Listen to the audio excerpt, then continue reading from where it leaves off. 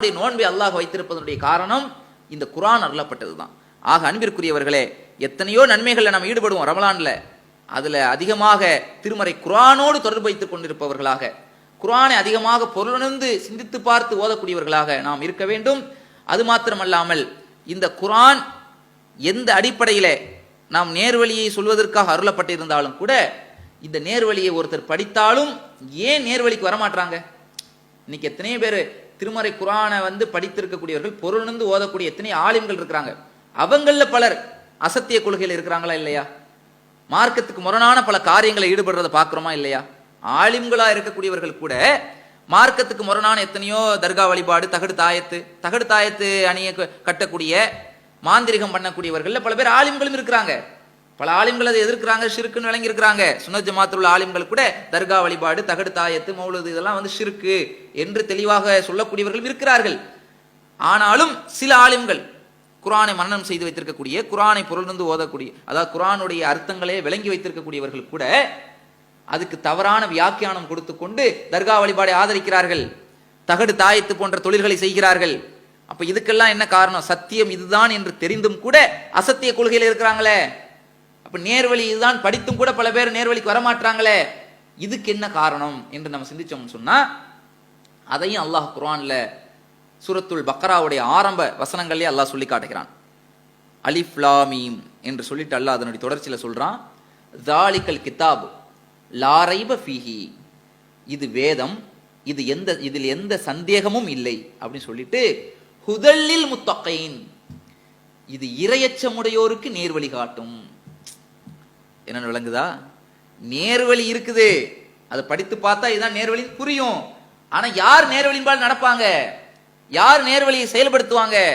யாருக்கு இறையச்சம் இருக்கிறதோ, அல்லாஹ்வுடைய அச்சம், அல்லாஹ்வுடைய பயம் இருந்து, அதன் அடிப்படையில் அல்லாஹ் நாளைக்கு மறுமையில் நம்மளை பிடிச்சிருவானே, நரகத்துக்கு போயிடக்கூடாதே, அல்லாஹ் சொல்லக்கூடிய பாதையின் அடிப்படையில் நம்ம இருக்கணும், நம்ம செயல்படுத்தணும்னு இந்த உலக ஆசையெல்லாம் இல்லாம, நம்ம பதவிக்காகவும் பெருமைக்காகவும் மற்றவர்கள் புகழணும், அந்தஸ்து இதையெல்லாம் தூக்கி வீசிட்டு, இதுக்காக இல்லாமல் அல்லாஹ் சொல்லக்கூடிய பாதையில் நான் பயணிக்கணும் அப்படிங்கிற அந்த அச்சத்தோடு யார் இந்த குர்ஆன்ல உள்ளதை படிக்கிறாங்களோ, யார் சொன்னாலும் எத்தனை காலங்காலமா உள்ள பழக்கமா இருந்தாலும் அல்லாஹ் சொன்னதுக்கு மாத்தமா சொன்னாலும் தூக்கி வீசிடணும், அல்லாஹ்க்கு தான் கட்டுப்படுவேன் என்ற இறையச்சத்தோடு யார் இருக்கிறாங்களோ அவங்களுக்குத்தான் நேர்வழி கிடைக்கும் என்பதை அல்லாஹ் சொல்லி காட்டுகிறான். அப்ப இறையச்சம் வேண்டும் என்றால், முதல்ல நமக்கு நேர்வழி கிடைக்க வேண்டும் என்றால் முதல்ல என்ன தேவை? அல்லாஹ்வுடைய அச்சம் தேவை. அப்ப அல்லாஹ்வுடைய அச்சம் இருந்தாதான் ஒருத்தருக்கு நேர்வழி கிடைக்கும். அப்ப அல்லாஹ்வுடைய அச்சத்தை ஊட்டக்கூடிய, அல்லாஹ்வுடைய அச்சத்தை ஏற்படுத்தக்கூடிய ஒரு ட்ரைனிங், ஒரு பயிற்சி கூடம் தான் இந்த ரமலான். இந்த ரமலான் மாதத்துல அல்லாஹ் எதுக்கு நோன்பை கடமாக்கி இருக்கிறான் விளங்குதா உங்களுக்கு? நோன்பு என்பதுன்ற இந்த கடமை அல்லாஹ் வழங்கியிருக்கிற நோக்கமே இறையச்சத்தை ஊட்டுவதற்காக. அல்லாஹ் திருமறை குர்ஆன்ல நோன்பை பற்றி சொல்லும் பொழுது, யா அய்யுஹல்லதீன ஆமனு குத்திப அலைக்குமுஸ் ஸியாமு கமா குத்திப அலல்லதீன மின் கப்லிக்கும் லஅல்லக்கும் தத்தகூன், ஈமான் கொண்டோர்களே, உங்களுக்கு முன் சென்றோர் மீது கடமையாக்கப்பட்டது போல் உங்கள் மீதும் நோன்பு கடமையாக்கப்பட்டிருக்கிறது. ஏனென்றால் லஅல்லக்கும் தத்தகூன், நீங்கள் இறையச்சமுடையோராக ஆவதற்காக. இந்த நோன்பு என்கிற அந்த கடமையே அல்லாஹ்வுடைய அச்சத்தை ஏற்படுத்தக்கூடிய ஒரு பயிற்சி தான். அதுக்குத்தான் அந்த இறையச்சம் இருந்தாதான் உங்களுக்கு நேர்வழியும் கிடைக்கும். அல்லாஹ்வுடைய என்னதான் நீங்க அல்லாஹ் நேர்வழியை படிச்சிருந்தாலும் கூட, நேர்வழின்பால் ஒருத்தர் நடப்பதற்கு முக்கிய காரணமே எது இருக்கணும்? அந்த இறையச்சம் இருக்கணும். இன்னைக்கு எத்தனையோ பேர் ஆலிம்கள் அல்லாஹ்வுடைய அச்சம் இல்லாதனால தானே பல பேர் வழிக்கு வரமாட்டாங்க. எடுத்து காட்டுறோம் குர்ஆன்ல, இந்த வசனம் பாருங்க அல்லாஹ் சொல்றான் அப்படின்னு காட்டுறோம். நீங்க அதுக்கு செயலுக்கு, அந்த வசனத்துக்கு மாத்தமா நீங்க செயல்படுறீங்களே, இந்த மாதிரியான ஷிர்கான காரியத்தை செய்றீங்கன்னு சொன்னா அவங்க உள்ளத்துல என்ன இருக்குது? அல்லாஹ்வுடைய அச்சம் இருக்காது. என்ன இருக்கும்? பெருமை. ஷைத்தான் இன்னைக்கு வழிகட்டு போனது காரணம் என்னங்க? இப்லீஸ் வழிகட்டு போனது காரணமே பெருமை தானே, அந்த மமதை தானே. நான் எப்படி மண்ணால் படைக்கப்பட்ட ஒரு மனிதனுக்கு எப்படி நான் சஜிதா செய்வேன், எப்படி நான் கட்டுப்படுவேன்? அதுதானே அவனை வழிகட்டுல குஃப்ர்ல தள்ளுனுச்சு. அந்த மாதிரி இப்லீஸுடைய குணம் பல பேர்கள்ட்ட இருக்குது. எப்படி? அவர்கள் எடுத்து காட்டக்கூடிய இந்த வசனத்தை பார்க்கறது கிடையாது. அல்லாஹ் என்ன சொல்லி இருக்கிறான், அல்லாஹ் கட்டுப்படணும் அப்படிங்கிறது உள்ளத்துல இல்ல, அல்லாஹ்வோட அச்சம் இல்ல. சொல்லக்கூடிய எது யாருன்னு பாக்குறாங்க. சொல்றது யாரு? இவன் சொல்லி நம்ம என்ன கேட்கறது? அந்த மமதை. நான் எவ்வளவு பெரிய அரபி இலக்கணம், எத்தனை தப்சீரை புரட்டி பார்த்துருக்கிறேன், எத்தனை வருஷம் நான் போய் மதரசால படிச்சேன், நீ யாருப்பா, நீ என்னப்பா எனக்கு நேர்வழி சொல்லி தர்றது? அப்படின்னு அந்த மமதை என்ன பண்றது, நேர்வழி விட்டு அவர்களை தடுக்குது. அந்த இரையச்சம் இல்லாததான் வெளிப்பாடு. நீ சொல்லி நான் என்ன கேட்கறது, உனக்கு அவ்வளோ தெரிஞ்சிச்சா, நீ எத்தனை இலக்கணத்தை கரைச்சி குடிச்சிருக்கிற, சர்ஃபு தெரியுமா, நகுவு தெரியுமா, அது தெரியுமா, இது தெரியுமா, அந்த கிதாபை படிச்சிருக்கியா, இந்த கிதாபை படிச்சிருக்கியா? பல ஆலிம்கள் சொல்றாங்களா இல்லையா? இந்த மாதிரி ஒரு மமத வெறி, இந்த மாதிரி ஒரு அறிவு போதை, இதன் மூலமா என்ன செய்யறது, பல பேர் நேர்வழிக்கு வர்றது இல்லை. அல்லாஹ்வுடைய அச்சம் இருந்தா அப்படி சொல்லுவாங்களா? அல்லாஹ்வுடைய தூதர் சொல்றாங்க, பெருமையினுடைய அடையாளத்தை 2 விஷயத்தை சொல்றாங்க. பெருமைனா என்ன தெரியுமா? சத்தியத்தை மறுப்பது, இதுதான் உண்மைன்னு தெரிஞ்சும் அதை ஏத்துக்கிற மறுக்கிறது.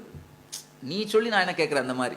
அடுத்து பிறரை தன்னை விட இழிவாக கருதுவது, பிறரை இழிவாக கருதுறது, நான் தான் உயர்ந்தவன், எனக்கு கீழே தான் நீ மட்டம் அப்படின்னு சொல்லி அடுத்தவர்களை இழிவாக பார்ப்பதும், உண்மைன்னு தெரிஞ்சதுமா கட்டு பண்ணுமா இல்லையா? உண்மைக்கு இதுதான் சத்தியம் யார் சொன்னாலும் கேட்கணுமா இல்லையா? சத்தியத்தை மறுக்கிறது. இந்த 2 விஷயம் தான் பெருமையினோட அடையாளம் சொன்னாங்களே, இது பல ஆலிம்கள்ட்ட இருக்கிறத பார்க்கிறோம். அப்ப இந்த நிலையில்தான் நம்ம எதுக்கு இதை சொல்றோம்னா, உங்களுக்கு சில சந்தேகங்கள் எல்லாம், குர்ஆனை படிச்சிருக்கக்கூடிய எத்தனையோ ஆலிம்கள் கூட பல பேர் வழிகட்டில் இருக்கிறாங்களே, அப்ப அவங்கள நேர்வழிக்கு வரலையே அப்படின்னு சந்தேகம். அவங்களுக்கு தெரியாதா, மார்க்கம் தெரியாதா, அவங்க குர்ஆனை படிக்கலையா, படிச்சிருந்தா அதை செய்யறாங்கன்னா அவங்களுக்கு தப்புன்னு தெரியாதா, இப்படிலாம் பல பேர் கேட்கறாங்க. தப்புன்னு தெரியும், தெரிந்து கொண்டு பல பேர் அதுல இருக்கிறாங்க. சில பேர் வருமானத்துக்காக, சில அந்தஸ்து போதைகள், அந்த மரியாதை, போலி மரியாதை, இதெல்லாம் கிடைக்கிறதுக்காக, சில பேர் இதெல்லாம் நம்ம கண்டிச்சு பயான் பேசிட்டோம்னா நம்மளை வேலை விட்டு தூக்கிடுவாங்க. இப்படி இந்த உலகத்திலே உள்ள அந்த சூழல் காரணமாக மார்க்கத்தை மறைக்கக்கூடியவர்கள் எத்தனையோ ஆலிம்கள் இருக்கிறாங்க, இதெல்லாம் மறுக்க முடியாது.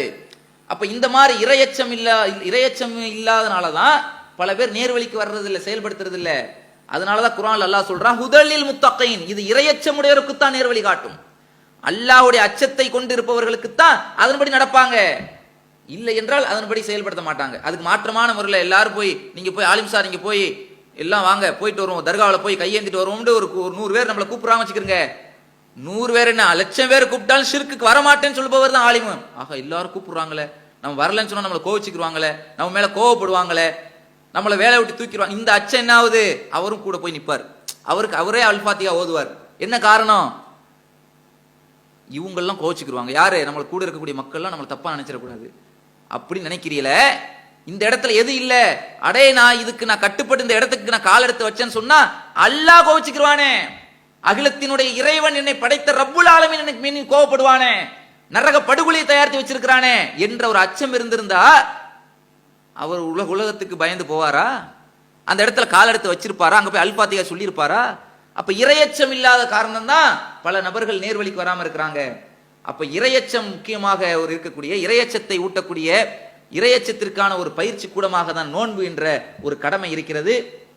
இதை பற்றிய ஒரு அடிப்படையில் தான் இந்த தலைப்பை நம்ம என்ன செஞ்சிருக்கிறோம், இறையருளை பெற்றுத்தரும் இரையச்சம் என்கிற தலைப்பை தொடர் தலைப்பாக உருவாக்கி இருக்கிறோம்.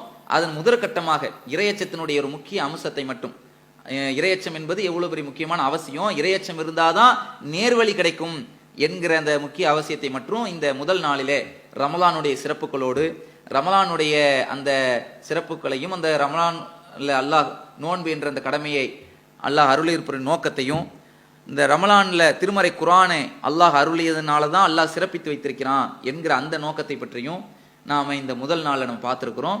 இன்ஷா அல்லாஹ் இதனுடைய தொடர்ச்சியில இந்த இரையச்சத்தை பற்றி, இரையச்சம் என்றால் என்ன, அதனுடைய அடிப்படை என்ன, எப்படியெல்லாம் அல்லாஹ்வை பயப்படுவது என்றால் சும்மா அல்லாஹ்வை பயப்படணும்னு சொன்னா போதுமா, எப்படி அல்லாஹ்வை பயப்படுவது என்கிற அது போன்ற செய்திகளை பற்றி இன்ஷா அல்லாஹ் வரக்கூடிய நாட்களில் பார்ப்போம் என்று கூறி எனது உரையை நிறைவு செய்கிறேன். வாஹிர் தஹ்வான் அல்ஹம்துலில்லாஹி ரப்பில் ஆலமீன். அஸ்ஸலாமு அலைக்கும் வரஹ்மத்துல்லாஹி வபரகாத்துஹு.